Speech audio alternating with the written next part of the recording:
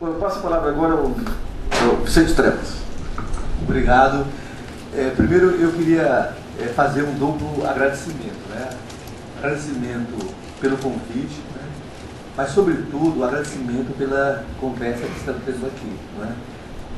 Como eu sou um frequentador do seu blog e também do meu amigo Paulo Henrique, eu acho que nós estamos aqui tendo uma conversa afiada muito boa, né? E isso porque eu acho tanto a introdução do Nassif, né, quanto as reflexões do Alexandre, eu acho nos leva a podermos ser homens e mulheres do nosso tempo, né? Porque tem muita conversa que não é afiada, né? E eu acho que o Nassif queria te parabenizar aí, porque você está construindo um espaço para a gente conversar de verdade, né? E ao ponto, né? E, portanto, estou muito feliz porque o Brasil está vivendo um momento que ele precisa conversar para valer, né? O seu povo, o seu governo, todos nós aí, né? Mas entrando no nosso debate, né? Eu queria primeiro dizer que o nosso país já há algumas décadas ele busca enfrentar esse problema da reforma do Estado, né? Nós somos um país jovem, em construção, e que desde a crise dos anos 30 busca se modernizar, né, se constituir como uma nação moderna. E nesse empenho, né, e nessa tarefa, e nesses desafios, aparecia sempre o tema da reforma do Estado, que teve várias versões, várias iniciativas, né, e na verdade a gente tem sempre descontinuidades, né, a gente acumula, eu diria, menos do que poderíamos acumular, né? Então, eu acho que esse é um tema importante e um primeiro ponto que me preocupa é que ao retomar, e aqui quero também mais uma vez valorizar o Nassif como, né, um formador de opinião, e trazer para a cena pública, para o debate público essas questões, né, e não ficar só em grupos isolados, restritos, sem visibilidade, né? Uma primeira observação é a gente tentar explicitar um pouco mais o contexto da retomada dessa questão, né? Quer dizer, em que contexto nós estamos retomando um tema recorrente da modernidade brasileira, se eu pudesse assim me exprimir, né? E aqui eu queria afirmar uma convicção pessoal, né? Eu acho que o nosso país, o Brasil, está vivendo um novo ciclo de desenvolvimento de sua história. O que quer dizer isso concretamente? Nós somos um país de informação, mas que vivemos, num passado recente, um ciclo muito importante. Aquele que a literatura o qualifica como sendo o ciclo do nacional desenvolvimentismo. E foi um ciclo que construiu essa cidade que estamos aqui, que construiu essa região metropolitana de mais de 20 milhões que nós vivemos. Ou seja, construiu no Brasil uma base industrial importante, um mercado interno, acelerou, né, a nossa urbanização, claro, de uma forma, eu diria, para perversa, porque concentrou, né, concentrou riqueza, concentrou poder, né, e mais ainda aprofundou um tema estrutural da nossa história, que é o tema das nossas desigualdades entre as pessoas, desigualdades sociais e entre as regiões, né? Portanto, esse ciclo foi muito importante, né? Ele, inclusive, foi um ciclo que teve impacto no Estado brasileiro.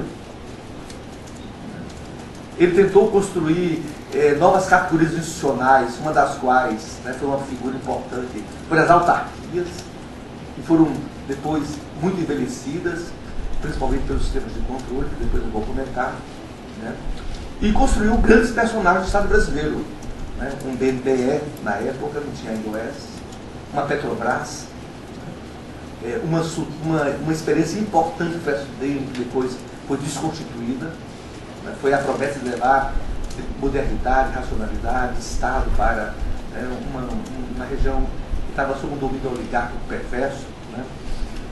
Enfim, né? E mesmo até outras que foram amaldiçoadas, como o próprio Eusébio, que era a tentativa de pensar o Brasil, que hoje eu tenho a impressão que o IPEA está tentando retomar um pouco essa agenda, né?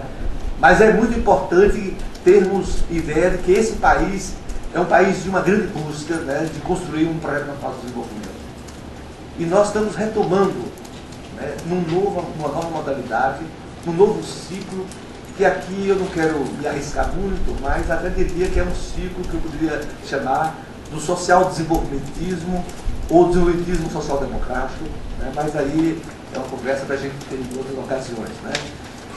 Muito bem, e o que caracteriza, do meu modo de vista, né, esse novo ciclo? Primeiro, ele dá ao país, né, cria para o país algumas premissas importantes. Premissas para enfrentar as suas desigualdades sociais e regionais. Hoje nós estamos com premissas para isso, né? Premissas para enfrentar a nossa pobreza, que foi sempre um tema recorrente da história nacional, né? E inclusive da extrema pobreza, e nós estamos colocando metas de Estado, que é a sua educação, né? A premissa para retomar uma nova dinâmica do nosso crescimento econômico, deslocando, né, aquela dinâmica do ciclo pretérito de um mercado concentrado para um mercado amplo de consumo de massas, que está produzindo um efeito no nosso sistema social, né, é o tema das novas classes médias, né? E está fazendo isso também, e aqui queria chamar a atenção, que é muito importante, dentro de uma dinâmica democrática, né? Como falou o Alexandre, o outro ciclo que foi muito importante para a nossa história, ele foi conduzido, na maioria do seu tempo, por regimes autoritários. O Estado Novo e a ditadura militar com o interregno liberal-democrático, né? Então, hoje nós estamos tentando retomar, né, esse projeto de desenvolvimento na lógica democrática, né? Isso é muito importante, porque pressupõe o quê? Pressupõe a capacidade do Estado brasileiro e da sociedade brasileira de praticar e de efetivar concertações, entendimentos, ou seja, construir consensos e processar dissensos e processar contenciosos, né? Numa dinâmica virtuosa e não na dinâmica de desqualificar aquele que é portador de um contencioso, né? E mais ainda, e esse novo ciclo histórico, ele se dá também num novo contexto das relações internacionais, usando a linguagem jornalista, no contexto da globalização, e que aqui é muito importante porque esse nosso projeto nacional de desenvolvimento que estamos retomando, ele implica, né, como um elemento constitutivo desse projeto, a nossa integração regional no âmbito da América do Sul e no contexto da América Latina. E quando eu falo no âmbito da América do Sul, eu falo no âmbito da dinâmica do Mercosul, da Unasul e agora no diálogo mais ampliado no contexto do CELAC, né, que aconteceu recentemente na Venezuela, né? Portanto, veja, eu apenas quero, né, situar o nosso contexto para que as nossas ideias tenham um lugar, porque, né, os nossos pensadores dizem o seguinte: esse país, o nosso brasileiro, o Brasil é muito estranho, porque as ideias que ele opera são sempre ideias fora do lugar, né? Liberalismo com escravidão, né, e assim por diante, né? Então, eu acho que, inclusive o esforço que o Nassif está fazendo, essa sala de gestão e tudo, eu acho que são lugares para que as ideias estejam no seu lugar, né? Mas eu queria chamar a atenção para esse contexto no qual, né, o que nós estamos discutindo aqui tem que ser entendido até para percebermos que seremos tensionados por tudo isso, né, pelas nossas desigualdades sociais regionais e assim por diante. E, portanto, entro agora na minha intervenção mais direta, dialogando com o Nassif, quando, ao construir a sua narrativa, ele falou: nós estamos diante de grandes desafios, né? E eu vou aqui tentar contribuir na minha leitura desses desafios, né? É uma leitura, mas que se associa muito àquilo que o Nassif está nos relatando, aquilo que o Alexandre está nos narrando, né? Eu acho um grande desafio, né, que nós estamos tendo de enfrentar o que eu chamo requalificar ou constituir capacidades do Estado brasileiro. Porque se eu vou introduzir todos esses termos do gasto de qualidade, da gestão por objetivos, eu tenho de ter clareza que eu estou enfrentando o tema de constituir capacidades. Nós já temos capacidades, e quando temos de revisitá-las para requalificá-las. Mas também nós temos de constituir capacidades. Por quê? Porque o Estado brasileiro, né, não completou ainda a sua construção institucional. Isso é um tema muito importante da reflexão da ciência política. Institutional building. Né? Às vezes nós reclamamos, e aqui eu exerci cargo do governo federal, fui secretário de Assuntos Federativos da Presidência da República, muitas vezes nós reclamamos de um município, mas, na verdade, aquele município não se constituiu como Estado local. Ele tem prefeito, vereadores, mas não tem procedimentos, não tem burocracia permanente, não há Estado. Então, um dos nossos problemas ainda é constituir o Estado brasileiro. Né? Quando nós olhamos para os nossos Estados federados, nós temos Estados que constituem a nação brasileira, os gauleses, meus amigos gaúchos, né? Aqui os bandeirantes, né?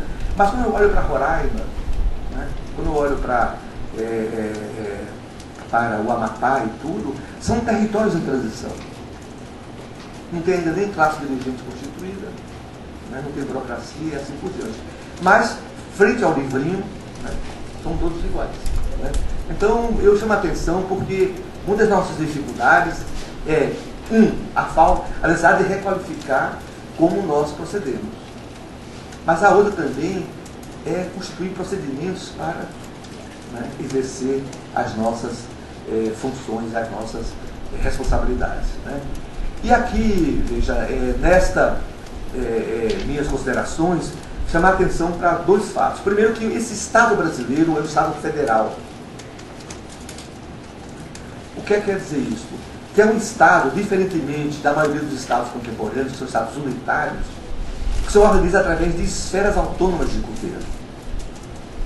E no caso do Brasil, em 88, nós fizemos uma ousadia constitucional que foi constituir os nossos municípios como o terceiro ente da federação, que não acontece nas grandes federações contemporâneas dos Estados Unidos, do Canadá e assim por diante. Né? Então nós temos uma complexidade dos nossos estados, do nosso Estado nacional, que é o Estado federal. Mais ainda, nós estamos vivendo um momento, nesse novo ciclo, que as políticas federais, os programas federais, ou seja, aquelas decisões do governo federal, aqueles recursos do governo federal, para se efetivarem, têm de fazer contratuações federativas. Por exemplo, o Bolsa Família. O Bolsa Família é uma decisão do governo federal. É um programa do governo federal. São recursos do governo federal. Entretanto, para se efetivar, tem de fazer uma contratualização federativa. Os municípios. Não existe Bolsa Família sem prefeitura. E claro que nessa contratualização nós fizemos também condicionalidades. Né? Mas o que eu quero chamar a atenção é que cada vez mais as iniciativas do governo federal, elas pressupõem uma contratualização federativa. Né? E, portanto, a execução para chegar no território, nas pessoas, pressupõe a intermediação tanto do Estado federado, dos estados, dos governos estaduais, quanto dos municípios. Né? E claro que também aí uma outra dificuldade é que essa nossa federação, né, ela é muito assimétrica, é um conceito aí dos pensadores. Ou seja, quando eu falo de Estado federado, os governos estaduais e municípios, eu falo de uma mesma coisa, ou seja, eles têm as mesmas competências, mas de realidades muito diferentes.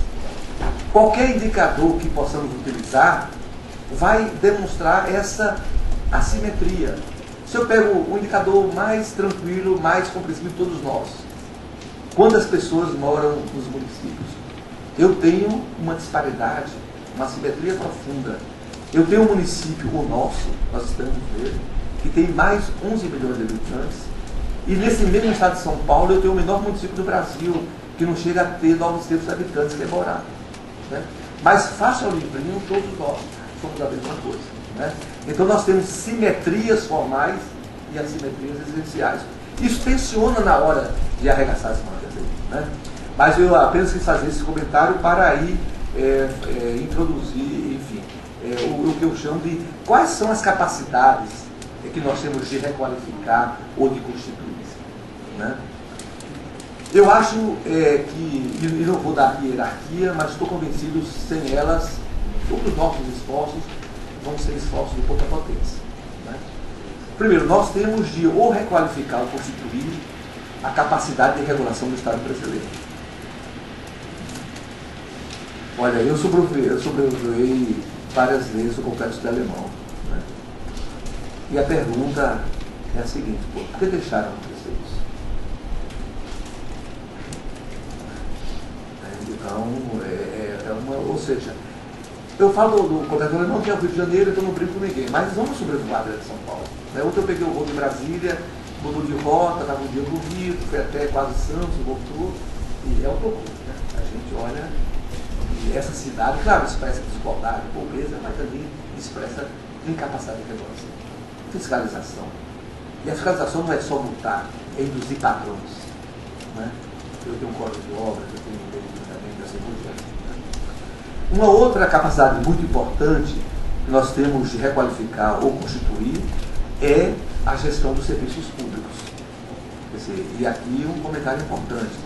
O Estado brasileiro hoje, nesse novo ciclo, nós temos um desafio de construir no Brasil o Estado do bem-estar social, o welfare state. E aqui os humanos são muito irônicos. Né? Porque a grande experiência humana, a grande matriz do welfare state foi a Europa. Depois de pagar um preço caríssimo, 50 milhões de mortos da Segunda Guerra Mundial, não sei quantos milhões da Primeira Mundial, a gente acha que tudo isso é uma coisa de engenheiros sociais, isso aqui foi um custo elevado. Né? E nós estamos vivendo essa não sincronia. Né? Quer dizer, porque lá qual é a grande agenda, infelizmente, da Europa? É discutir o welfare state, entre outras questões. Né? Mas então, quero dizer que e aí é uma complexidade. Veja, eu tive a ocasião de morar e estudar um pouco em alguns estados paradigmáticos do welfare state, França e um pouco Inglaterra. Ora, eles constituíram esse welfare state sob a lógica do Estado unitário. Educação, saúde são serviços nacionais. E aqui, veja, educação e saúde são agendas compartilhadas do Estado brasileiro. Uma agenda da qual a União Federal tem competências e atribuições, o Estado outros, e outros. Então eu tenho uma grande complexidade da gestão pública, porque eu estou fazendo a luz de uma lógica do Estado Federal. Isso aqui é muito importante porque, né, eu pensar em outra lógica tecnocrática centralizada, eu tenho de voltar ao Estado Novo, à ditadura militar, ou então esperar que outra situação. Né? E aqui é muito importante porque os serviços públicos aqui são de grande complexidade.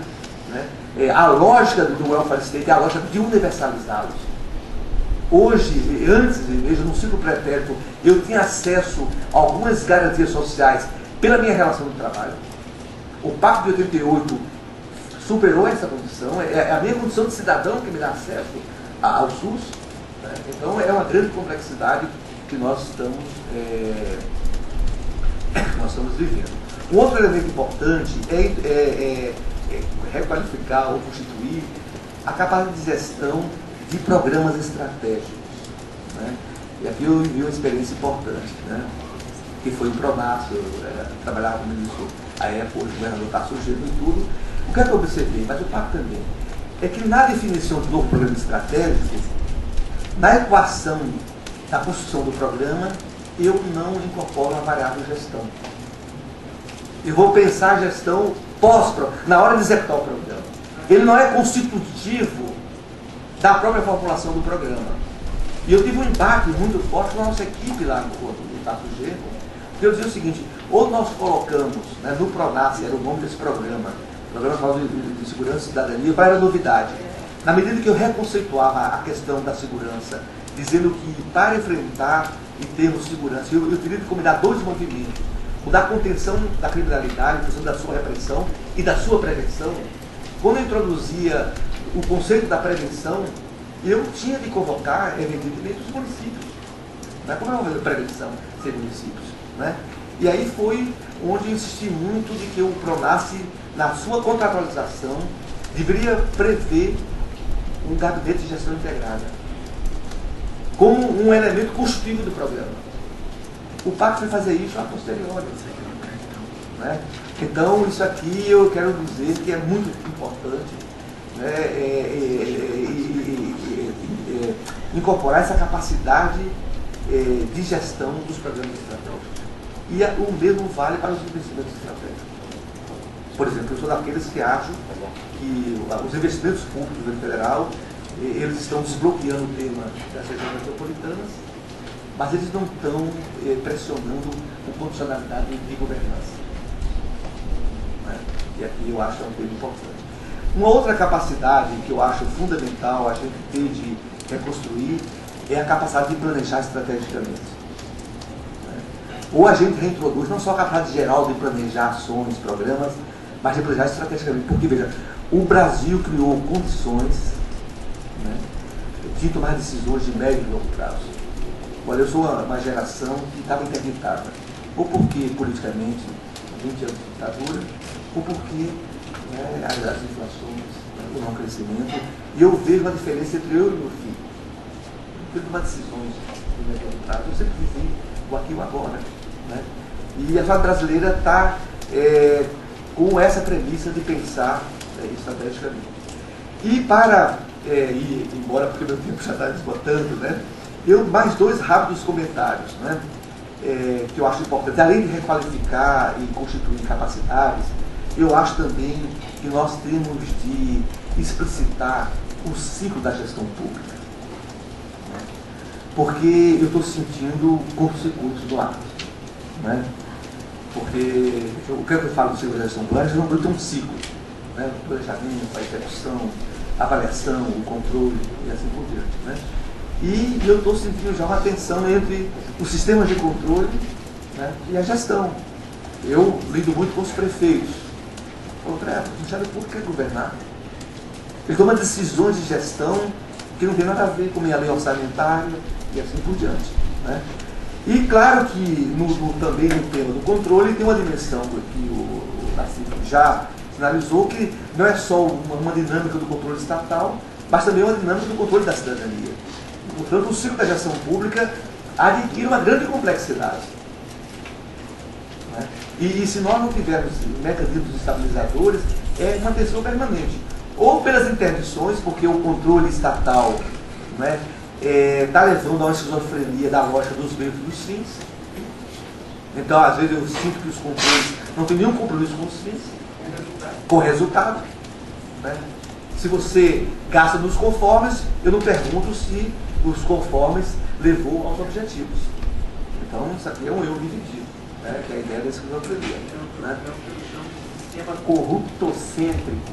Exatamente. Então, né, você tem uma disjuntiva aí, uma separação entre os meios e os fins. Aí é a loucura, né? Porque esquizofrenia não é só disjuntivo. Exatamente. Né? E portanto, a gente está para a sociedade também o ciclo da gestão. Porque a cidadania vai ser forte se ela tiver capacidade não só de expressar os seus reclamos, mas de disputar os procedimentos. Eu quero saúde, mas eu quero saúde com qualidade. E para ter qualidade, né, 3 pontinhos nós sabemos o que significa. E para finalizar mesmo assim, as minhas considerações ao nosso diálogo, eu também queria chamar a atenção para uma outra questão, que a reforma do Estado, ela significa reestruturar o Estado. Né? E o que é que significa isso? Né? Significa fazer 2 movimentos, que é reestruturar o governo e reestruturar a burocracia estatal. Porque quando eu sou ainda aqui na prefeitura, no começo eu fiz parte da comissão de transição em 2002 e tudo, né? E era interessante. A burocracia modernizada, tudo dizendo, nós somos o Estado, vocês são o governo. Né? Eu falei, não, negativo, o Estado é governo, mas burocracia, porque na verdade a direção do Estado não é fruto de uma condição divina, mas é fruto de um mandato da sociedade. Para definir prioridades, né? Para definir ênfase, para fazer apostas, né? Para enfrentar problemas assim. Né? E aqui eu acho que nós temos, assim, você pode ser um elemento aí provocador no bom sentido, né? Eu acho que há 2 grandes necessidades. Né? Primeiro, de como organizar o governo do Estado. E aqui ele desde... o Brasil, você entende, a nossa elite, as suas espertezas, confundiu, porque hoje eu tenho cargos que não são de governo, mas são cargos comissionados. Né? Então, na verdade, o cargo comissionado está sendo dito pela mídia como uma coisa sem legitimidade. Eles são cargos de governo. E aí o grande tema, por exemplo, é como organizar o gabinete do dirigente, para que ele tenha a capacidade de decidir, de avaliar, de controlar. Né? E, portanto, hoje o governo se organiza mal no Estado. Essa aqui é uma agenda que tem que enfrentar. E outro tema é o seguinte, é como dar um sentido, um caráter republicano à democracia estatal. Porque hoje a lógica é um caráter corporativo. Né? E o que é um caráter republicano significa que o critério do interesse público é a centralidade da decisão. Né? E hoje, vamos conversar com mais calma, mas isso não sei se está muito explicitado. Né? Enfim, são minhas contribuições e agradeço muito estar juntos aqui e muito obrigado. Essa questão do interesse público ser a centralidade, eu lembro de uma discussão que nós tivemos no blog com esse auditor médico da Previdência. O nome é porque terceirizaram uma época, depois retornou a terceirização e abriu uma discussão, alguém reclamou que foi no posto, foi maltratado. E deu uma grande discussão, tiveram muitos auditores médicos, mas a visão que ele tinha do cliente, do cidadão, é o seguinte: todo mundo quer vir aqui para me enganar. Eu tenho meta a cumprir. Essa questão de meta também é um problema que vai ter que ser muito bem abordado aí. Porque no limite, se você dá para um auditor... Eu tenho uma ex-secretária que teve um AVC, até hoje não fala, ela levou 4 anos para se aposentar. 4 anos. E é irreversível o AVC dela. Então, essa questão, aquela ideia de que é crime federal tratar mal o funcionário público. O cara ainda bota no livro. É um desafio muito interessante, Então, sobre a questão, né, governo, burocracia, primeiro uma reflexão mais geral. Um grande pensador da política moderna, contemporânea, né, Góbio, né, ele dizia o seguinte: a política contemporânea, um dos seus desafios é a sua relação com a técnica, ou seja, o dirigente político é obrigado a tomar decisões ponderando os méritos. Né? Eu tenho que ter capacidade de tomar uma decisão sabendo o que eu estou. Eu não posso ser apenas um homologador. Né? E, portanto, muito bem, o que é que se vive na prática? Né? E no caso do Brasil, outra convicção que eu tenho é o seguinte: que para dar conta desse novo ciclo histórico do nosso desenvolvimento, nós precisamos de uma nova classe dirigente. Né? Eu acho que nós estamos batendo nos políticos, eles merecem ser batidos, mas não estamos fazendo a crítica mais radical. Quer dizer, nós precisamos de uma nova classe dirigente. Ou seja, é aquela que entenda o país que já somos. Eu sempre digo, onde eu trabalho, que o grande desafio de quem está na alta administração é ser contemporâneo ao Brasil que já somos. É dar conta do recado desse país que já somos. Porque o nosso problema não é só visualizar um ponto futuro, né? Mas é dar sustentabilidade ao país que já somos. Né? E a maioria, né, dos nossos políticos estão numa lógica de uma carreira política tradicional, que não leva a nada e não os ajuda a enfrentar os grandes dilemas. Repare, ser prefeito de uma das 39 cidades que compõem a região metropolitana de São Paulo significa entender os nossos dilemas metropolitanos, os nossos impasses, nós estamos parando. Né? E todos nós estamos contentes com o ritual de 2 em 2 anos duas estações de metrô. Nós somos um país, comparando com países comparáveis, que constrói menos metrô por ano. Né? Então, né, não estamos discutindo para valer essa questão. Né? E, portanto, eu acho que um tema fundamental é como formatar, né, uma nova classe dirigente que tenha a percepção desse país. Né? Que, claro, a disputa é legítima, mas nós temos de produzir políticas de Estado, já que elas têm permanência. Né? Eu não posso ficar prisioneiro só do meu tempo de mandato. Eu digo, mas porque os meus problemas não se resolvem só no meu tempo de mandato. Né? Mas, por outro lado, é um jogo complicado, precisa ser reeleito. Né? Então, eu também tenho que ter uma sofisticação, porque senão é tudo só tecnoburocracia, não é assim. Né? E claro que os partidos políticos, eles tendem para uma outra lógica, que é uma disputa mais programática. Né? Não dá, né, ficarmos só na disputa das personalidades e tudo. Mas, de toda maneira, esse é um desafio. E claro que a nossa burocracia, né, primeiro, ela tem que ser mais sistêmica. Né? No caso da burocracia federal, por exemplo, aí eu interajo muito assim, com meus amigos. Primeiro, ela tem que ter uma cultura federativa mais forte. Respeitar. A burocracia federal tem uma cultura de Estado unitário. O que é que significa isso? Que a racionalidade do Estado está no governo federal. E os outros são apenas operadores da minha razão. Isso não dá certo. Porque também a inteligência existe nos governos estaduais, nas prefeituras. Né? A ideia da federação é a ideia sempre de um entendimento, de um pacto. O conceito fundante da federação é o pacto federativo. Né? Como nós vamos... Né? E cada vez mais as políticas do Estado brasileiro são políticas federativas. Quer dizer, os três têm de se entender. Né?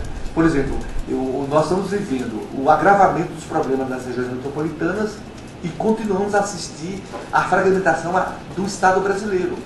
A fragmentação da ação do governo federal, do governo do Estado e dos municípios. Quer dizer, além do Fordismo ainda, que é o século passado, que nos organiza a transversalidade, é só retórica, por enquanto.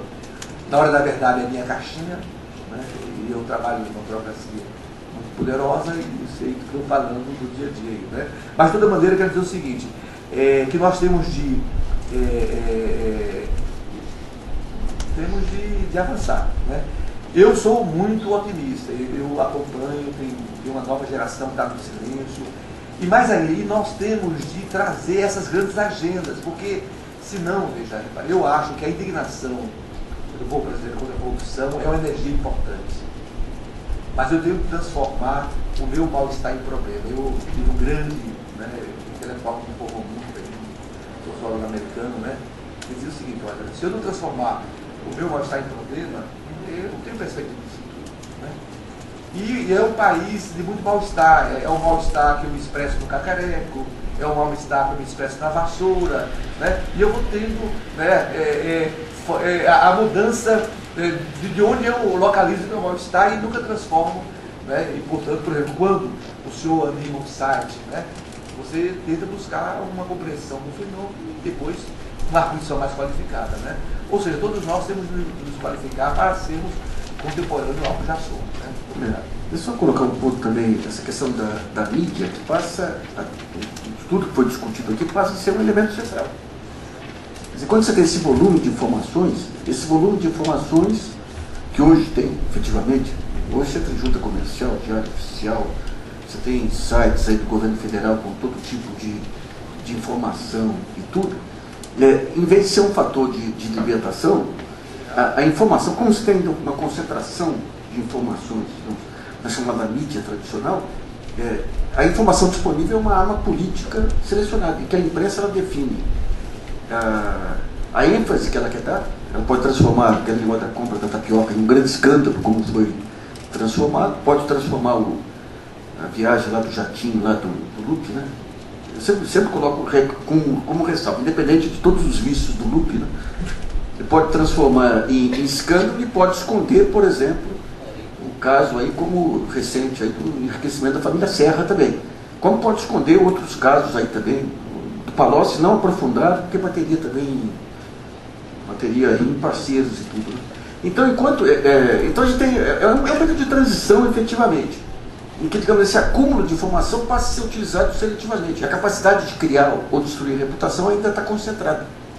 Se você for ver o Arruda, um pouquinho antes de estourar esse escândalo, ele virou uma página amarela da Veja, como grande gestor,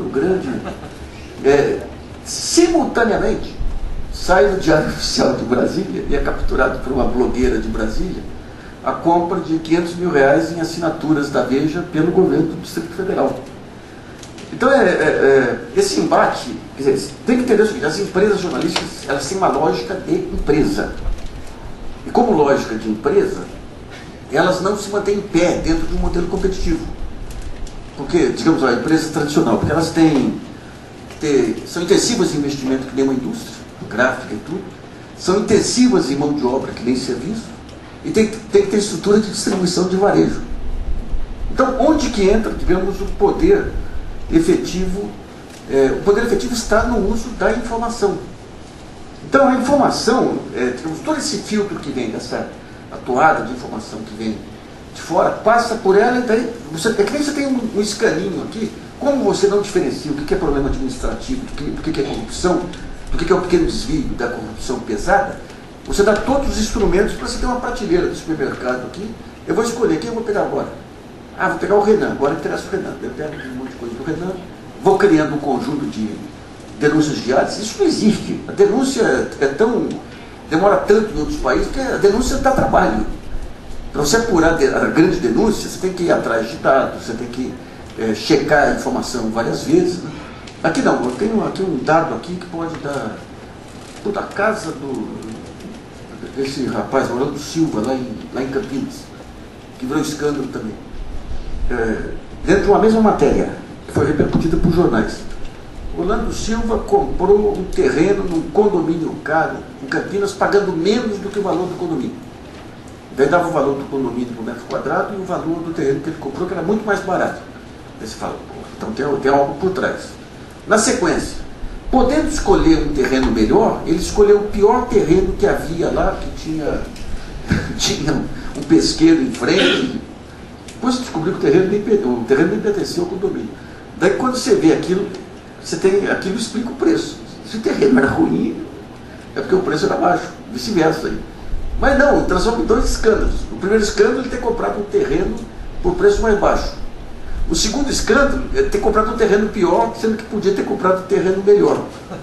Daí, como você junta tudo isso num escândalo? Não, perto passa uma tubulação da Petrobras. Então é possível que a Petrobras tenha que mudar de lugar a tubulação. E mudando de lugar a tubulação, ela vai desapropriar o terreno. E daí vai pagar mais pelo terreno do que o Orlando Silva pagou. Não tinha nenhum dado que dissesse que a Petrobras ia mudar a tubulação. Ou que... Isso era a suspeita numa mesma matéria. No dia seguinte, saiu num portal aí de um grande jornal. No dia seguinte entra no Estadão já dizendo que ele foi informado pela Petrobras que haveria mudança e haveria... E daí o seguinte, daí vem a revista Veja e diz que ele recebeu dinheiro numa garagem lá. O cara entregou dinheiro em sacola numa garagem. Daí não era nem a questão política no meio, era questão moral no meio aí também, sem necessidade de provar. Então, digamos, enquanto você tem um embate hoje, você já tem um contrafluxo de informações na internet, que é muito passional ainda também. Desse lado que cai também, sendo contra o outro lado, vira notícia, vira denúncia. Então vai ser um jogo até você conseguir equilibrar e estabelecer novos canais aí de mediação que possam pegar, filtrar as matérias, falar, isso aqui é matéria relevante, isso aqui não é, isso aqui é falso, isso aqui é verdadeiro. Mas tudo isso vem num momento em que também todo o modelo de mídia é questionado. Então por que os jornais caíram de cabeça? Você pega o que os jornais fizeram nesse caso aí desse livro da privataria, eles desmoralizaram todos os seus colunistas. A partir do momento que nenhum colunista se pronunciou, nem sobre as implicações políticas de um tema desse. Se você não acha que o livro não vale nada, tem implicação política. No momento que não tem nenhuma análise, eles expuseram todos os seus colunistas para mostrar que agora é a Ordem Unida. Agora não, desde 2005 que é a Ordem Unida. Né? Então é um modelo muito complicado, é um momento complicado, porque, digamos, você ter esse filtro organizado é central em todos esses movimentos que nós estamos fazendo. É central para pegar a bandeira do desperdício e levar adiante. É central para você enaltecer os processos de transparência. É central para você selecionar, filtrar o que é a grande denúncia, o que é o factoide. Mas, digamos, como o caos, quando vem, é caos completo e amplo, aí você tem que conviver com todos esses fatores simultaneamente.